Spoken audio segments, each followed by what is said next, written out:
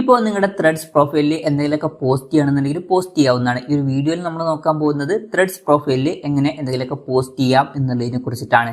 അതിന് വേണ്ടിയിട്ട് threads application open ചെയ്യുക.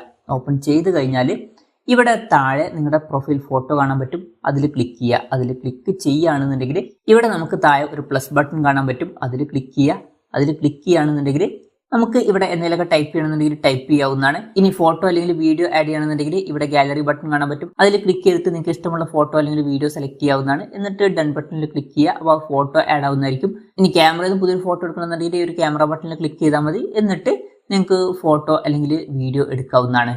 ഇനി ഹാഷ്ടാഗ് ആഡ് ചെയ്യണമെന്നുണ്ടെങ്കിൽ ഇവിടെ ഹാഷ്ടാഗിൻ്റെ ബട്ടൺ കാണാൻ പറ്റും. അതിൽ ക്ലിക്ക് ചെയ്തിട്ട് നിങ്ങൾക്ക് ഇഷ്ടമുള്ള ഹാഷ്ടാഗ് ഇവിടെ എൻ്റർ ചെയ്ത് കൊടുക്കാവുന്നതാണ്.